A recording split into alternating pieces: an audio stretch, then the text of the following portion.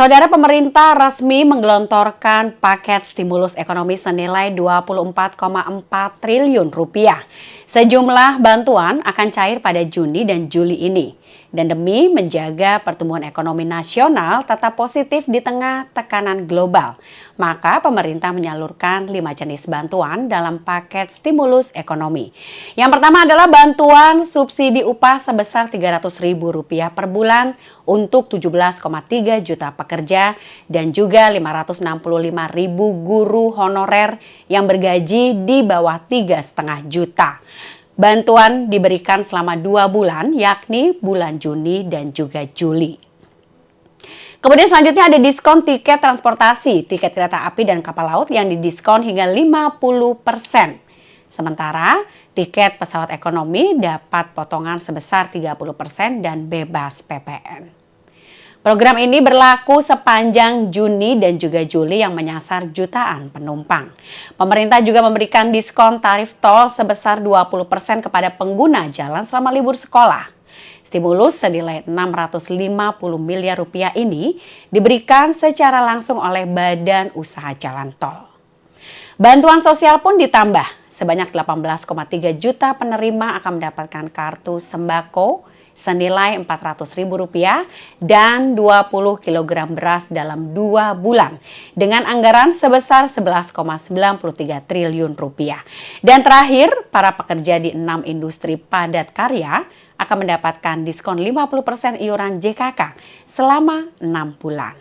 Seluruh bantuan ini ditargetkan cair mulai bulan Juni ini dan diharapkan mampu mendorong pertumbuhan ekonomi untuk kuartal kedua mendekati 5%.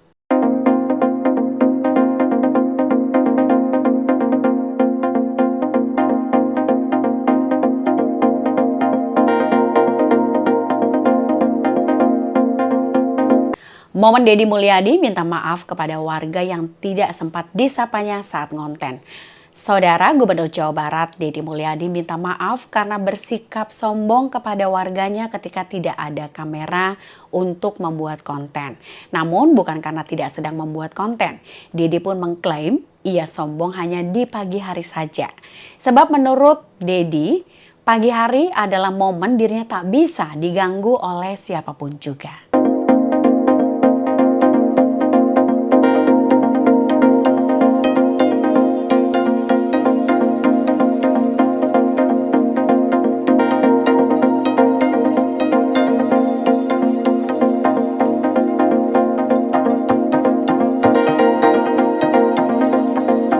Simon Tahamata dari Ajax ke Garuda, siap temukan talenta emas Indonesia. Simon Tahamata, mantan bintang Ajax Amsterdam dan Timnas Belanda, resmi ditunjuk sebagai Kepala Pemandu Bakat atau Head of Scouting Timnas Indonesia oleh PSSI. Dalam konferensi pers di Stadion Madia, Jakarta pada Senin 2 Juni, Tahamata menegaskan bahwa keputusannya untuk bergabung dengan Timnas Indonesia adalah murni didasari oleh keinginan untuk mengembangkan sepak bola Indonesia tanpa adanya motif politik sama sekali. Tahamata yang memiliki darah Maluku juga menepis anggapan bahwa keterlibatannya berkaitan dengan isu politik, khususnya terkait gerakan Republik Maluku Selatan. Hingga ia juga menegaskan bahwa tujuannya adalah membantu sepak bola Indonesia berkembang. Dan sebagai kepala pemandu bakat, Tahamata pun bertugas mencari serta mengembangkan talenta sepak bola Indonesia, baik di dalam negeri maupun di diaspora termasuk juga di Belanda. Ia juga membawa filosofi permainan Ajax Amsterdam yang menekankan pada teknik dan mentalitas pemenang.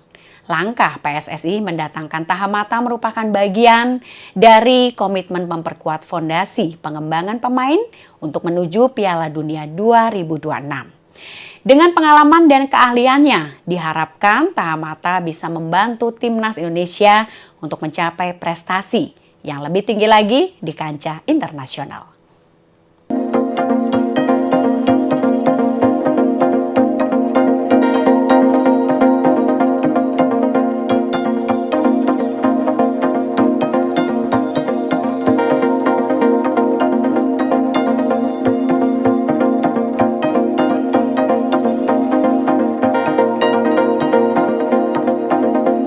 Bus jamaah haji Palestina hancur ditabrak tank IDF. Saudara, bus jamaah haji Palestina dilaporkan hancur usai ditabrak kendaraan militer pasukan Israel yang tengah melancarkan serangan secara besar-besaran di wilayah tepi barat yang diduduki. Dan menurut laporan saksi mata yang dikutip dari Anadolu, kendaraan militer Israel dengan sengaja menabrak bus yang sedang diparkir di luar gedung Gubernur Jenin. Bus itu merupakan transportasi yang mengangkut jamaah haji Palestina yang lansia untuk berangkat menuju perbatasan Karama antara tepi barat dan Jordania.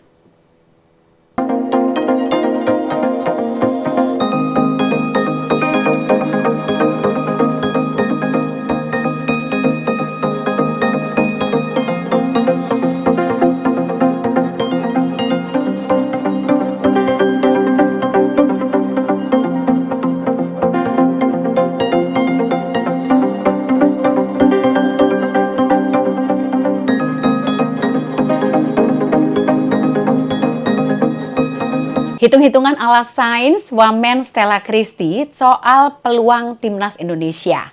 Saudara Wakil Menteri Pendidikan Tinggi Sains dan Teknologi Wamendikti Saintek Stella Christie baru-baru ini membahas tentang peluang timnas Indonesia lolos ke Piala Dunia 2026 melalui pendekatan ilmiah.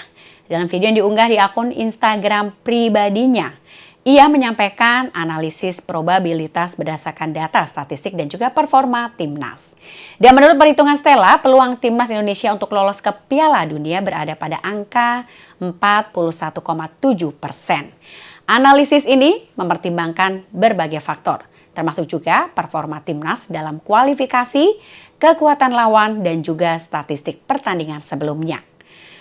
Stella juga menekankan bahwa pendekatan ilmiah dalam menganalisis peluang ini bertujuan untuk memberikan pemahaman yang lebih objektif untuk publik mengenai posisi timnas dalam kualifikasi Piala Dunia. Hingga ia juga berharap bahwa dengan pemahaman ini, masyarakat bisa memberikan dukungan yang lebih konstruktif kepada timnas Indonesia.